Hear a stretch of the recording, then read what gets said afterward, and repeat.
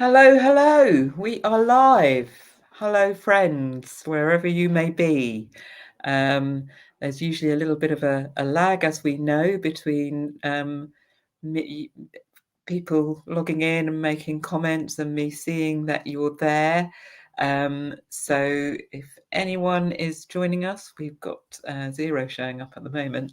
But as and when you join us, please do post a comment, let us know where you are in the world. And yeah, this is School of Celebrancy live monthly broadcast. For anyone that's not met me before, my name's River.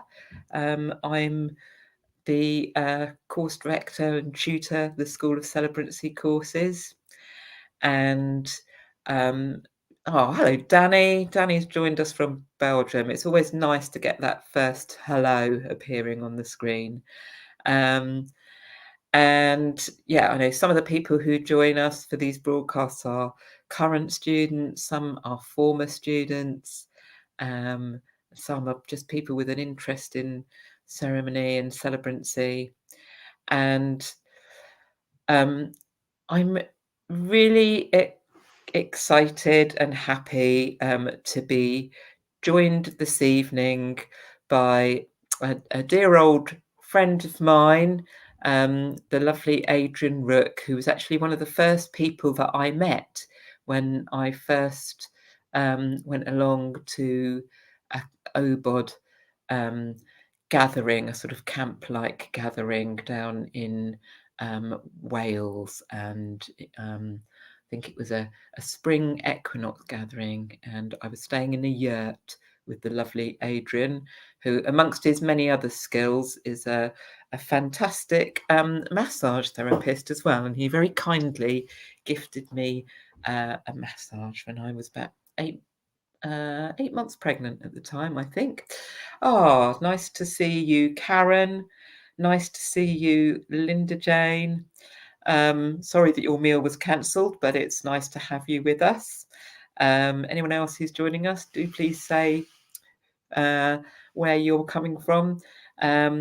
It's just lovely to know the spread of people that we've got. So yes, Adrian is I think he was one of the first druids in the Order of Bards, Ovates and Druids. He's also the press and publicity officer, so he gets wheeled out when people need a friendly druid face to comment on some topical happening of the day.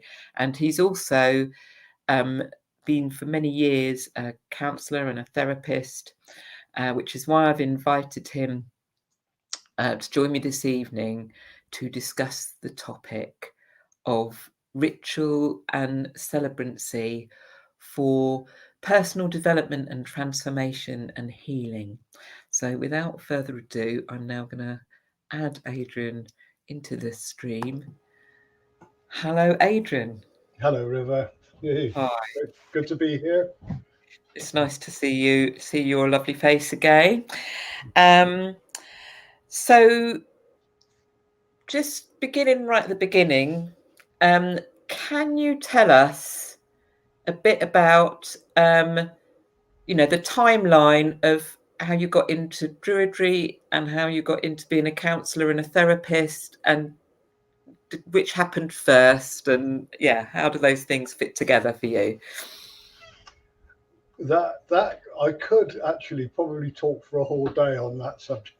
Remember, I will endeavour to do the best I can to break it down into a few words. Uh, I I had a strange childhood. I always felt isolated. I had quite a dysfunctional family. I had the standard bullying experience, etc. But I always found myself, seeking solace in the woodland behind our house, and that was a place of safety and solace, and I felt a connection with the land and the trees, and I used to hide in a hawthorn bush and I'd put my ear to the ground and listen to the heartbeat of Mother Earth, and that I suppose in a way that started my journey. Carl Jung said that, inside of each and every human being is a desire to understand their creator or their God. And I think that was in me from quite an early age. And, I took myself off and joined a fundamental Christian church.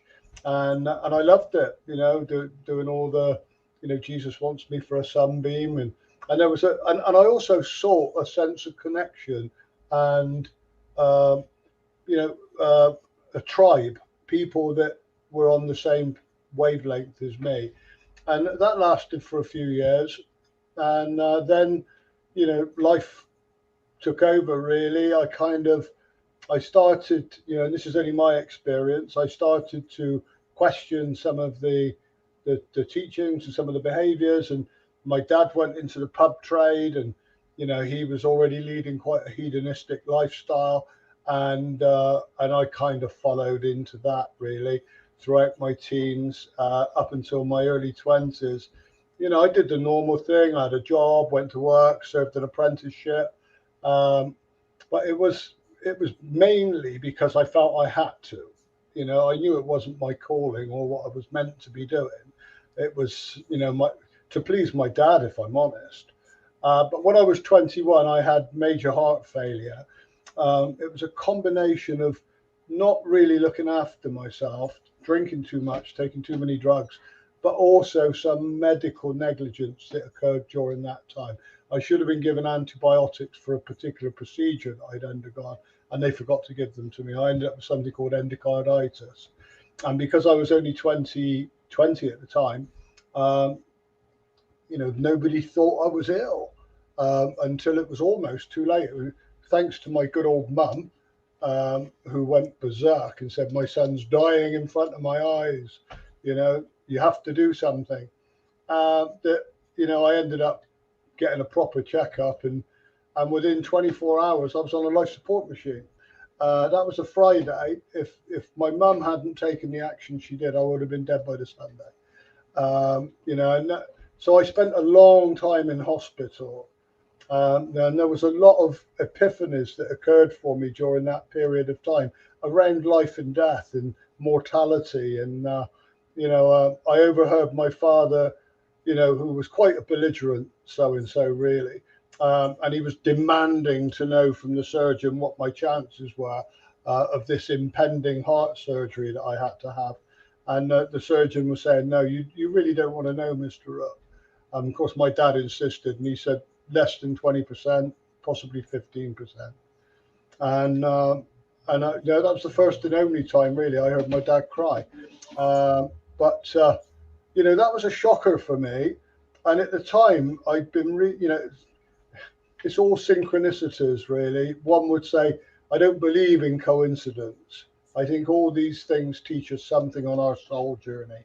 Because I was reading a book on First World War poets, and most of those died a lot younger than 21. And this was their poetry that was collected and printed, and some of these guys were 18, 17, 19, and they didn't come back from the trenches. And I was meditating on that and on what constituted a good life. And just somewhere, outside of me, came this acceptance that, it's no more relevant if you live 20 years or 80 years. The journey is to be alive for whatever given period of time you sign up for. And so I had to, and I was also reading Lord of the Rings and listening to Genesis.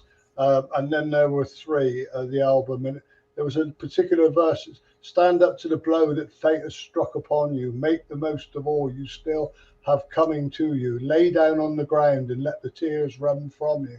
Running through an icy blast, I will not fear my misspent past again." And so all of that was dramatic and life changing. And then I had the heart operation, and I died. I did die several times during the operation, and they kept bringing me back, and I came out of my body and watched the operation taking place. I could, after the operation, refer to the surgeons the conversations that they've been having, which I believe is technically impossible. So they were amazed. One guy was very interested because he was writing up a whole series of essays and you know, gathering evidence, because this was an increasing phenomena that they were finding, that people were having these death experiences, and I, you know, it was so peaceful. I've never forgotten it. It was just like I was watching the operation take place. I wasn't a body, but I was still thinking, and I just had this thought: if I made my mind up, I could be anywhere in the universe at this point. And I was like, there was no way I was coming back, because I always thought being a human being was a little bit stressful, and probably I'd been dropped on the wrong planet at some point anyway. So you know, I didn't want to come back, and that was it. I was, you know, I was ready to go. But again, this voice came from nowhere and just said, "It's not your time, Adrian. You have to go back.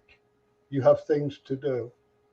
And so bingo, I was back in my body, and I came round in intensive care with that firm thought in my mind: I'm back, and I don't want to be back, but also, well, maybe I have got things to do. And so, you know, I went on a pilgrimage after that, and you know, I was seeking something desperately, and I became a chanting Buddhist for quite some time, and then I joined a Native American shamanistic group, doing lots of sweat lodges and things, and lots of other things. Went back to the church in various times and places, and it was lovely, but it all felt a little bit like I'd left the party with a coat that looked like mine, but it was too tight. And then I had this real experience where, you know, my subconscious and my conscious mind came together, and it just, you know, I just thought, I really want a spirituality that's rooted in these lands. For me, you know, I'm made of the limestone of the Bristol and the Mendip Hills, like, you know, and I wanted something that connected me to that. And so I went on a bit of a search. I had several years where, you know, I went back into the wilderness. I started to drink again. I drank a lot on disappointment, and I took lots of substances to try and have spiritual experiences with the gods. But they were short lived, and I knew it wasn't the way forward for me. So I stopped all that, and then I actively pursued trying to find druidry, and and at this time I was in a fruit and vegetable shop, which I was, you know, I had my own fruit and vegetable shop, which I bought when I had a night out where I drank very much too much, and woke up the next day with that thought: something really bad happened last night. I can't quite remember what it was. And I'd actually, you know, it came to me later when this guy phoned me up and said, "I'll pick you up at 5 o'clock tomorrow morning." And I bought his fruit shop. So that wasn't the wisest decision I ever made, that was for sure. But you know, I kind of went through with it like I did in with a lot of things, and I went against my intuition, and I ended up in the fruit shop. But you know, I actively, you know, in the days when I was looking for druids, you know, unless you had a family member or a close friend that was involved in a druidic organization, it was very much like the Masons. You couldn't get in. You know, you couldn't find them, and so I put it out to the universe. I prayed about it, and one of my customers who I used to talk to about esoteric ideology and belief systems, and you know, she was very much into astronomy and astrology, and she brought me in a predictions magazine and said, "You might like to read this, Aid." Now the truth is, I always, because I'm dyslexic, I always found all of that a little bit too difficult to expand my mind into, all the different houses and this and that, and you know, different things rising and going down here, there, and everywhere. And so I probably wouldn't have read it all.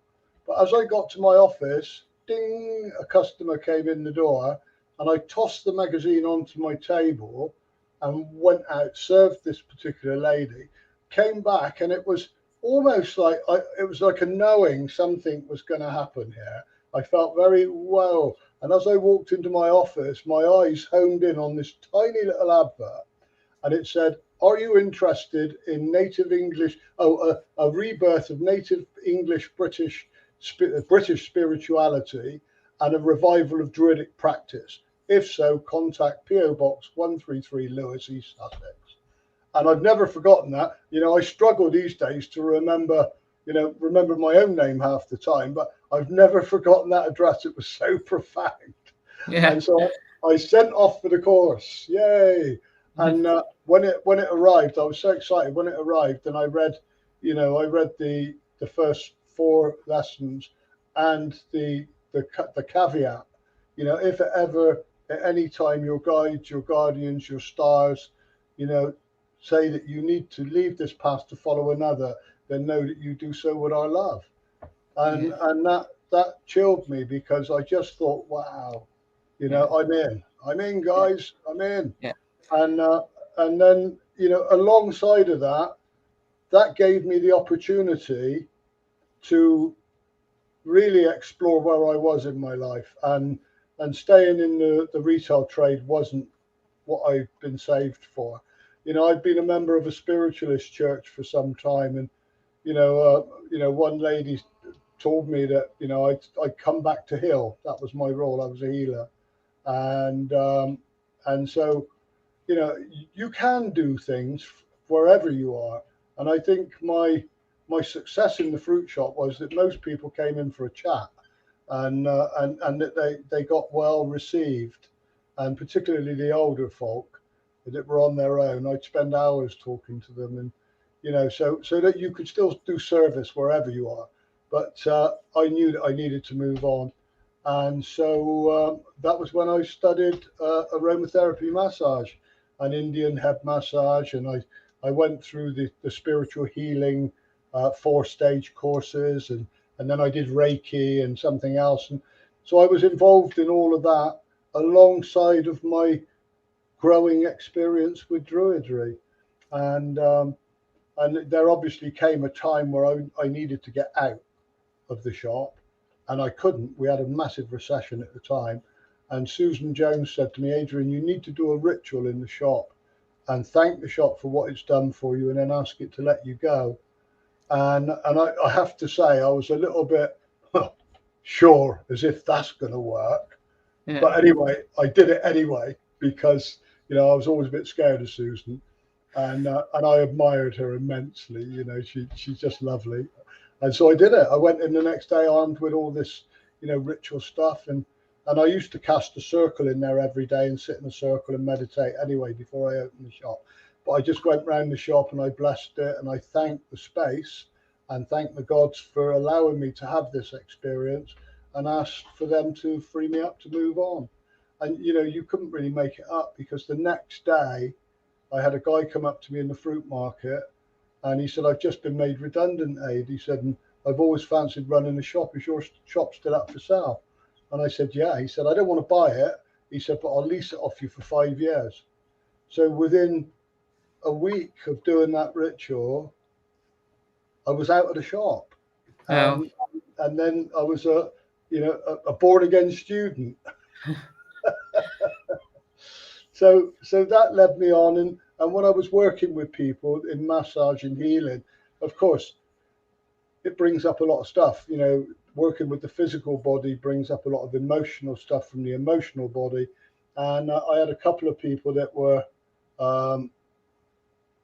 in desperate need of talking and being held, and I felt de-skilled in that arena. So that was when I started to study counselling, and I ended up going back to Bristol University and as an adult student, and and the rest is history, as they say. Yeah. Oh, thank you, Adrian. That's a brilliant answer. And yeah, I love that you, given that our topic is about ceremony for personal transformation and development, and it's lovely that there's just such a ceremony that you did for yourself, as part of that story.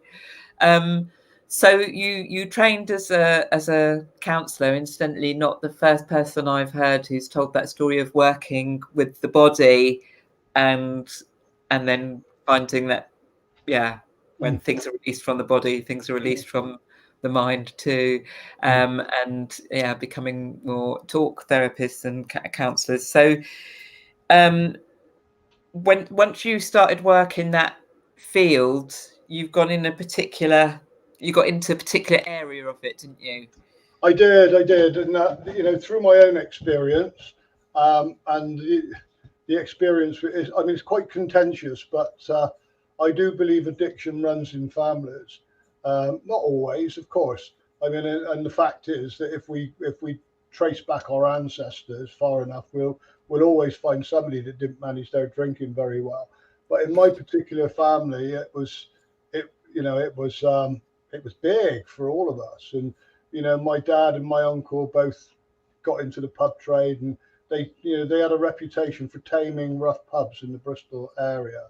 So they would go in and sort out pubs that were unmanageable. And so I had a strange upbringing, because on the one hand I was fascinated by seeing all these people laughing and drinking these amber drinks and black Guinness drinks and all this stuff, and but also there was a knowing really that it wasn't going to do me an awful lot of good, because I could see that it kind of taken over my dad's life and was a massive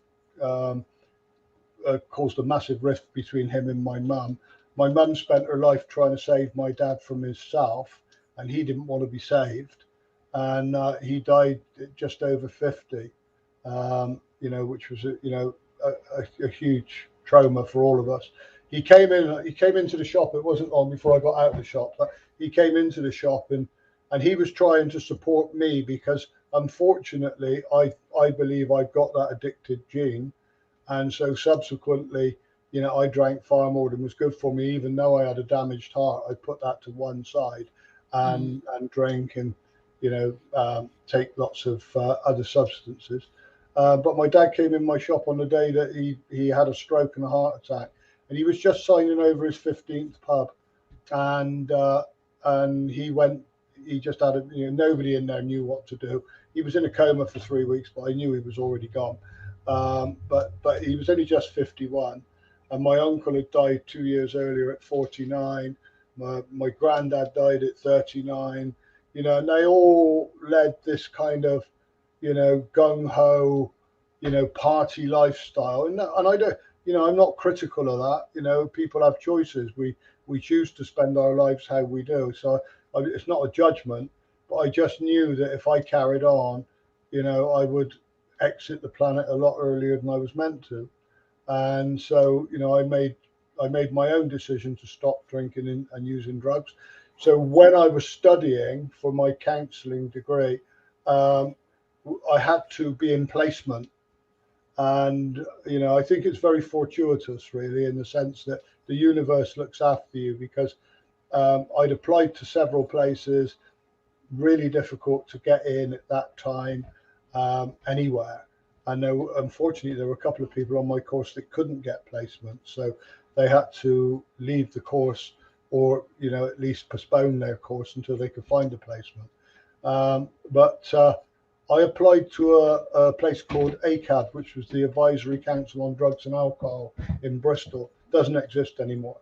And I received a letter back from the guy, the chief executive, saying thank you for your application, but at this point in time we've had so many applicants of very high standards that we're not going to take you on. And I was really bereft about that, because I thought it was my last chance. Anyway, I had a hospital appointment, a heart checkup, and this place was a couple of 100 yards up the road. And I think spirit comes in when it needs to, because all of a sudden I just thought, bugger that, I'm not having that. So off I went marching up Park Street, which was completely out of character, really. And I've gone in. I said, I want to see the chief executive. Oh, he doesn't come down to see people like that. And I said, well, I just want to talk to him. So she phoned me and said, there's a guy who wants to talk to you. He applied for the placement here and wants to talk to you about why he didn't get. And he did. He came down, this guy. He was a lovely man, a guy called John Teller. And I was having this conversation with him, and he was telling me that he had all these graduates that had already graduated and they wanted this placement, and they were, and he had to make an assessment on some level. And as I was talking to him, I saw this little sign behind him, and it said, "Volunteer receptionist required, no qualifications needed." So I said to him, "Well, I'll do that then." And he said, "Well, what?" I said, "I'll be a volunteer receptionist there for 3 months. And if you don't think I'm, the kind of quality that you want on the counselling team, then fair enough, I'll go." And he said, "Okay, if that's what you want to do, fair enough." So I volunteered as a receptionist for 3 months. But it wasn't quite 3 months. After about 2 and a bit months, he came down and said, "Next week," he said, "arrive at such and such a time. You're on this course, and this course. You're on the counselling team." And that was the start for me. So having my own personal experience of addiction, it became a vocation and a passion for me. There's been a huge amount in the media and on TV at the moment. There's another big government move to, working with prisoners that have got addiction problems, and to Yes, I heard try and that. stem the flow of Yeah, drugs into prisons. yeah, Uh, and so, and I've had the experience of working in the prisons, and giving talks and lectures in various prisons across the country. So I know what it's like. And, a lot of people go in there and they don't have a drug problem, and they come out and they have got a drug problem. So, something needs to change in the system, that's for sure. And, they need to invest far more money than they have done in rehabs. During the last 10, 15 years, 50% of the rehabs in this country have closed through lack of government support. So, they're waving their hands in the air now. They need to back that up by offering, proper financial incentives and support on a proper level moving forward, because there is no doubt that drug addiction and alcoholism is the scourge of our society today. We talk about the pandemic now, it's nothing. 50,000 people a year minimum die of, diseases associated with alcoholism. And that's just the tip of the iceberg. My dad and my uncle, their death certificate said that they died of heart attacks and heart failure. But the reason they had heart attacks and heart failure was because they both drank, huge amounts of alcohol on a daily basis. So it's addiction kills more people every year in this country than any other illness, really. And it's hidden. It's all hidden. That. yeah. So I'm just now realizing we probably should have allowed at least 4 times as long for this chat, because it's nearly 8:30 already. But Oh, sorry. Adrian, so when did you first get into using ceremony and ritual in your healing work with your clients? And can you remember like the first time that you did that, or is it? Yeah. Yeah, it's way back, really. You know, I fell in love with ritual. I have to say, from the very first ceremony I went to, a druidic ceremony, it was a friend of mine wrote a beautiful poem, and he said it was the most sumptuous of homecomings when he arrived at the place where he'd been looking for, and it was for me. And I ended up turning up for a an autumn equinox ceremony, sorry, and it was the same night that Ronald Hutton and JJ Howell turned up for the first time as well. So the three of us newbies, we've all rocked up and we've gone down the woods with this bunch of practicing druids, which was then called the Silurian Grove, and it subsequently changed to the Dabuni Grove. But we got to the woods and we filed into this copse in circle. And there was a guy called Andy Lecter. Some people would know him. He's quite a famous author, wrote books on mushrooms, book called Shrooms, and lots of other things. He's an academic, lovely man, great musician. And he was up in a tree playing the panpipes. And I can remember just thinking, oh my God, I've come home. And then the whole process of the ritual, blessing the circle, casting the circle, consecrating with fire and water, giving peace, the whole sharing experience, and that just blew me away.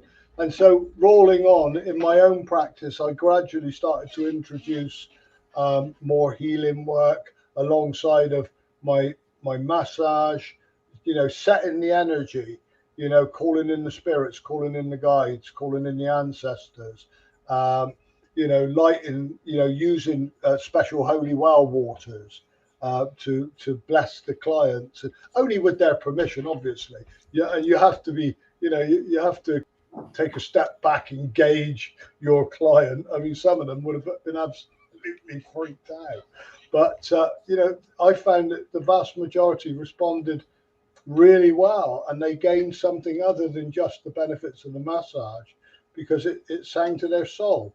And I'm not saying I wasn't out looking for converts for druids, for druidry. I think druidry was doing well enough with that, anyway, because it's been an expanding experience.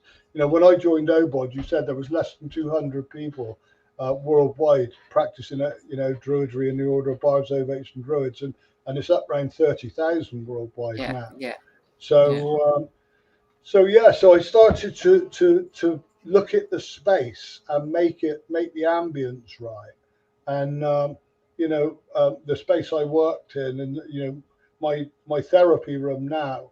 I mean, I've got a wonderful picture of Stonehenge, a painting of Stonehenge that was given to me by a dear friend, and then there's a Glastonbury tour, and I burn incense mildly before we start the sessions, and quite often I get people to just have some silence and some quiet time, and it's not a huge ritual, but it is ritualistic, and yes, they respond well to that. And recently I qualified as a hypnotherapist, not because I want to become a really busy hypnotherapist, but I've always been fascinated with working with the unconscious as well as the conscious mind, and the correlation between the two, and how we can influence the subconscious to direct the conscious mind, which my conscious mind, left to its own devices, resembles a bag of ferrets running round, like, and it's like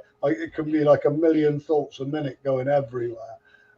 So sometimes I need to quieten and go beyond that, and so and what I found, because I ended up working for 20 years in a rehab, and there were lots of things that I specialized in there.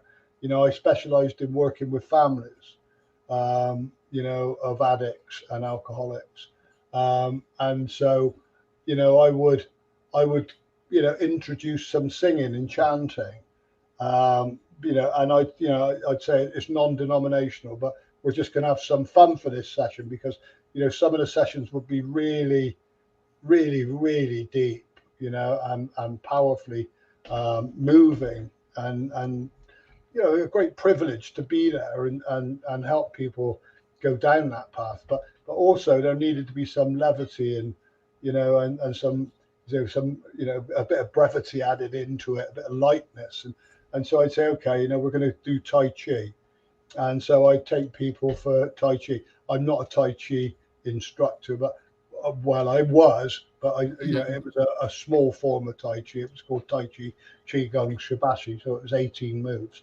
But taking these, and then I would take all the clients twice a week, and there was a nurse that worked alongside of me, and she'd do once or twice a week, depending on her shifts, and we would start all that off by a meditation, and then breathing, and then body work, and then the Tai Chi. And I expanded that into, offering it to them. They weren't, they came voluntarily to this, but I'd say, I'm going out on the lawn. It's a lovely day. I'm going to do the Cherokee dance of life. Who would like to join me? And so they'd come out, and we'd do the Cherokee dance of life. And I'd say, what you're doing is you're calling Father, Son, to come down through your body as a conduit to connect in the middle of your body with the energy coming up through your feet from Mother Earth. And some of these people say, you're absolutely nuts, mate. But the amount of people, even now, 15, 20 years later, people I work with, and they're far more fastidious than I, because they, one lady from about 18 years ago still does the dance of life every day to start her day off, and Oh, she's been clean ever since. yeah, And it's lovely to see that. I think that the greatest gift in my life has been watching people get well and being a yeah, small part of that process. yeah, Ruined, ravaged lives transformed into something yeah. really powerful. And Sorry, carry on. yeah, no, absolutely. No, I was just thinking that a lot of what you've said, you've been talking about, what we might call kind of light touch ritual, Yeah, where it's like not a whole ceremony that you're leading people through, where they're, purposefully sort of setting an intention with it and going into something. It's yeah, more of like ritualizing aspects of people's experience, surrounding their therapeutic yeah, yeah, treatment. yeah, yeah. You, But have you also done, the former of those, like, sat down with somebody, say, who's struggling with addiction, and said, let's do a ceremony to let go of your addiction? Or would that be appropriate? Is that something you would you do? have to Or it's a bit of a minefield, and you have to be very cautious and careful. But yeah, I mean, one of the things that I've done regularly over the years, and it may be, I mean, it's easy to say, but resentments and the horror of some people's experiences lies very deep, and albeit you can talk on an intellectual level and say, actually, that's not serving you anymore. Yesterday's history, tomorrow's a mystery. You've only got today. If you keep going back, to this pain from the past, then it's a resentment, and that comes from a Latin word, resenti verdi or something. I can't remember it now, but it means to revisit and to reconnect with the pain of the past and draw it into the here and now, and bring that pain back into your life in this moment. And I don't. There was I did hear a scientist one day said he wasn't aware of any other members of the animal kingdom that did that to themselves, because they were all living in the moment. And so, what I do quite often is I get people to write no send letters to people that they've got um, horrible, painful experiences with, or it may be people that they can never reconnect with, that they've done horrible, nasty things too, and they may have already gone over to the other world, Tirnan and Og and the Western Isles. They've passed on, so they can't physically make amends. So we go through a process of letter writing, and that's all ritualized. And then what I do in the garden, I've got, I've got my little burning ball, and we go out and we ritually let go of that by burning the message, and with the belief that that the essence of that message gets carried away in the smoke to go where it's needed. But yeah, also, it's a very freeing experience, because quite often people have very profound experiences from doing that, and many dozens of times people have said, I walked away from that aid and I felt 3 stone lighter, because yeah, they weren't carrying that baggage. Again, it's a simple little ritual, but if yeah, I started to, if I were to turn around and say to somebody, right, we need to call in the gods of the 4 directions, and they've just arrived because of their cocaine addiction, yeah, I'm not sure if they'd come back. yeah. Probably not. I don't know if I would when I was in the middle of it. Well, I Yeah, probably would have, actually. I probably would have thought it was really, really cool, yeah, but so you have to be cautious, and but people, I mean, this is a lovely thing, because I'm quite public, really, being that I do the press liaison stuff for OBOD. I'm very open about who I am and what I am. I'm more overt than covert. So and I run ceremonies locally at Stanton Drew, and I do lots of stuff, and I do sacred singing evenings at the Bristol Goddess Temple. And quite a few of my ex-clients will find me on Facebook or social media somewhere, and then they rock up to the to the ceremonies at Stanton Drew. Wow. And Wow. so something has been, maybe just stirred in them, so they're off on their own Yeah. individual pilgrimage, and they Yeah. may find that in paganism, they may Yeah. not. Yeah. They may find it in Buddhism, but I do believe, for me anyway, that the whole purpose is of my individual life. There was many years ago, River, I was lying on the floor and I was nearly dead, and I'd had a mini stroke, and my life was going to hell in a handcart, and I thought I was going to die at that point in time, and I cried out to the gods that I didn't understand then. I don't particularly understand any better today, but the difference today to then is I know they're in my life. I feel it in everything I do. My awe of being alive and my gratitude for my life. I would say, I mean, it's there all the time. It never wanes. But Yeah. there are times we all get troubled with our lives. But I asked then, I cried out to the gods, if I'm going to live, let me be of service, let me be useful in this world.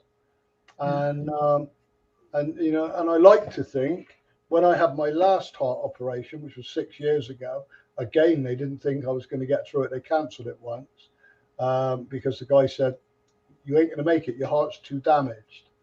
And I said, look, I put up with it for 6 weeks and it was awful. And I said, I don't want to live like this. I'll take my chances. If it's meant to be my time, I know you'll do the best you can.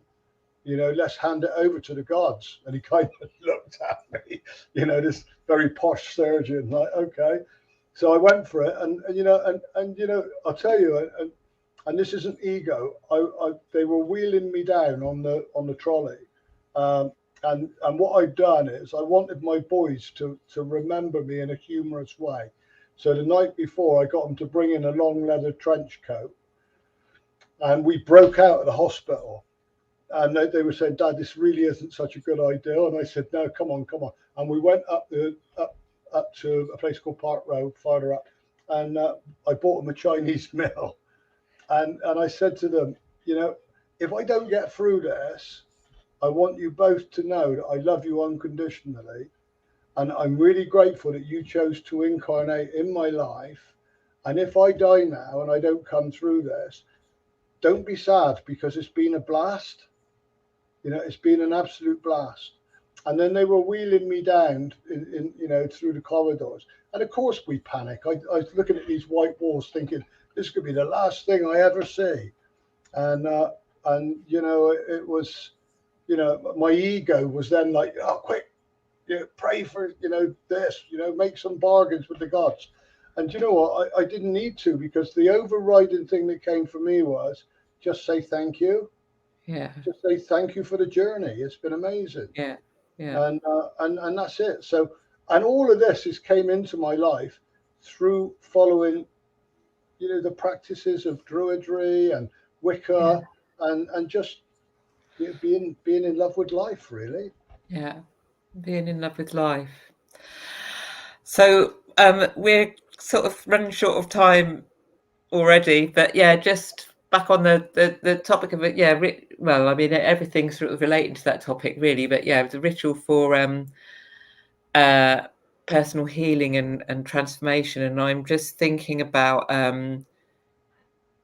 you talking about your own experience and saying about times in your life when you felt really stuck, Mm. and also some of the clients that you were dealing with, being stuck in whether it's stuck with resentment or stuck with an attachment to a past experience that's holding someone back. And I guess for me, I feel like that's where the power of ritual and ceremony comes in. Is this thing that when we do a ritual ceremony with a particular intent, then it is like stepping through a gateway, isn't it? And Yeah.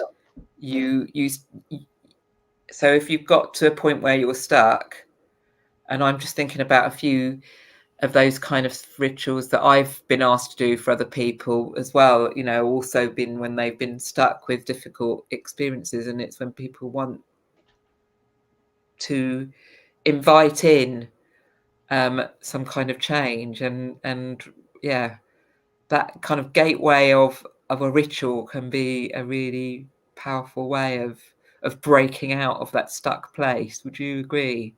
I would agree 100%. And everything that's happened to me started from me rocking up to that fruit shop with my very first set of guests and casting a circle and calling in the four directions out of the book, and Yeah, then, you know, cast blessing that circle with fire and water, and then sitting in it and meditating, and, you know, using a prayer that's really important to me, you know, and just saying, "Thy will, not my will, be done."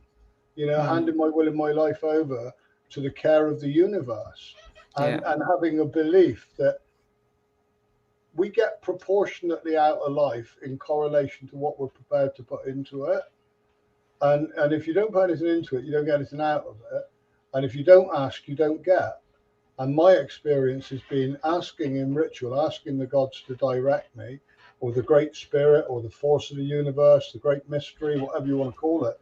yeah, You know, asking for that support and leadership and guidance. And, yeah, you know, amazing things have come to pass in my yeah. life. My life would have been bereft without all of this. You know, so Yeah. I mean, yeah, I'm glad you. I love how you always talk about the gods, you know, in your way. But I love that you've put that into that frame of work of reference as well, that people relate to that in different ways. But I think that you're touching on another kind of really key point about ritual, is that it gives us that sense of connecting with something that's greater than ourselves, doesn't it? And yeah. that itself can be really, really powerful as well. And you know, there's so much more to being human than what we actually perceive, and Yeah, there's so much more going on around us than we're able to connect with or understand. And you yeah, know, I've been in a circle at Stanton Drew at Immol, where part of the ritual was to take a candle and give each person a candle, and they lit a candle from somebody going round with the central candle. And the wind was blowing and it was howling a gale. It wasn't raining, thank the gods, but it was windy. And I thought, well, this ain't gonna happen. You know, these candles are not gonna light. But what I said was, look, light your candle symbolically. If it goes out, that's fine. Take it home, burn it, use it in meditation or whatever.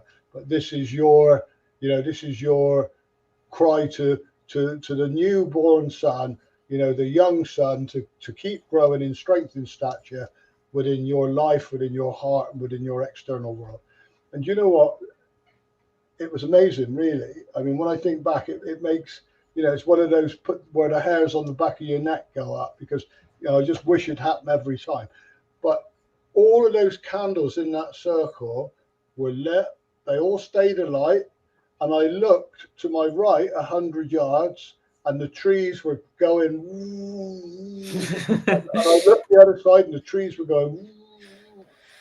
And there was a stillness in that circle that was mm, absolutely priceless. yeah, And you know, after we finished that ceremony, a little old lady came up to me and she said, "Young man, can I have a word with you?" And I thought, "Oh my God, she's going to tell me off for doing pagan rituals or something." And she said that "I've lived in this village all my life. I'm 86." She said, "I'm glad I've lived long enough." She said, "I've always thought that one day you people would come back and help the stones to wake up." Isn't that amazing? oh, Yeah, lovely. yeah, yeah. I just want to pick up on a couple of the comments. Marcus chimed in when you said about yesterday's history, tomorrow's mystery. He said, but today is a gift. That's why they call it the present. Yeah, yeah, I love it. Uh, Love it. and yeah, Deb has chipped in. She agrees about what we said about Gateway, and we're taught many tools in School of Celebrancy that really helps to adapt to the individual in the moment. Yeah, that's my thing. Really, is like adapting for the individuals and the moments And that you we work said with. Danny. You said Danny from Belgium was there earlier on, and Yeah, you know, I was very privileged. I'm very privileged to have Daddy as a dear friend and Dane. And, you know, quite a few years ago now, I lose track, but I was very, very blessed to be able to co-facilitate with Taya Worthington, Danny and Dane's marriage in the Chalice Well at Glastonbury. And that was an awesomely beautiful day. And, you know, I'm really grateful for these gifts of beautiful memories that we're able to be there in a way that, you know, I'm able to do this celebrancy work and to work with other people. And sometimes I have to take a step back and think, how is this happening? Because I was painfully shy as a child, painfully shy to the point if you spoke to me, I would go red and Yeah. stammer because I couldn't cope.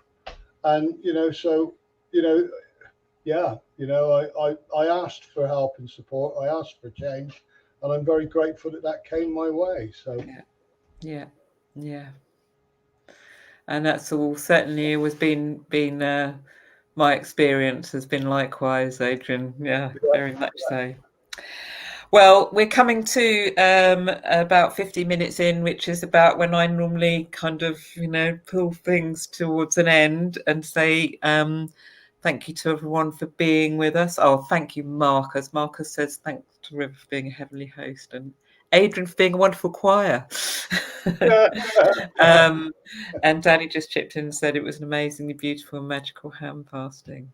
Well, we could chat for hours on this topic, but yeah, we do keep this in at under an hour. But it's always nice to end with just inviting people into a bit of a moment of connection together, a reflective moment, a moment of stillness before we part ways and go on with our evening and our or whatever part of the day it is where we happen to be and our lives. So are you happy to do the honours for us this evening, Aid? in what sense? What to Oh, just just in drawing us to a close, you know, with a blessing or a poem, or you mentioned you might sing us a song, or yeah. I'll do both. I'll read a quick poem. I was going to read a poem from Ivan Macbeth, but it's quite a long poem. But if anybody wants to look it up, it's called Merlin, Who Are You? And it's just stunning about the seeking of the connection to a greater mystery. This is a poem that I have to read it. My memory's rubbish as I get older, but if I had £1 for every time I've said this prayer, I'd be quite a wealthy man. And it sings to my soul because it asks us to, well, I'll read it. I won't spoil it. O great spirit, whose voice I hear in the winds, life to all the world, hear me. I come before you, one of your many children. I am small and weak. I need your strength and wisdom. Let me walk in beauty and make my eyes ever behold the red and purple sunset. Make my hands respect the things you have made, my ears sharp to hear your voice. Make me wise so that I may know the things that you have taught my people, the lessons you have hidden in every leaf and in every rock. I seek strength, not to be superior to my brothers, but to be able to fight my greatest enemy, myself. Make me ever ready to come to you with clean hands and straight eyes, so that when life fades as a fading sunset, my spirit may come to you without shame. And I love that. And I'll take the drum off the wall.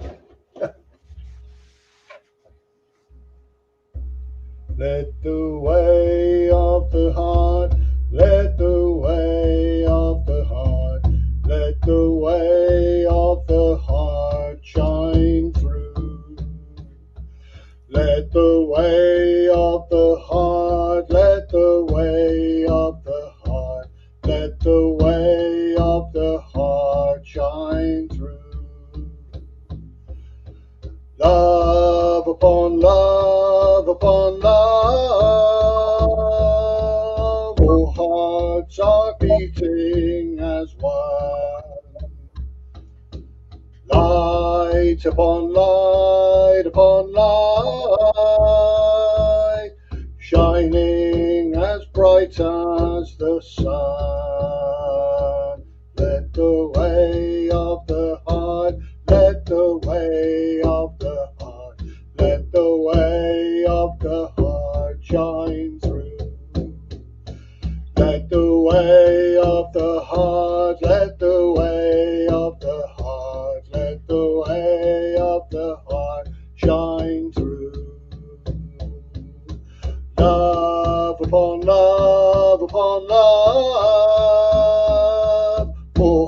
hearts are beating as one.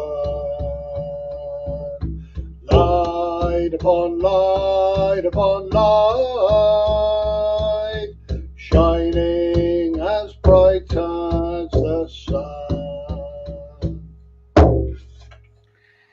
Yay! Oh, thank you so much, Adrian. That was just delightful.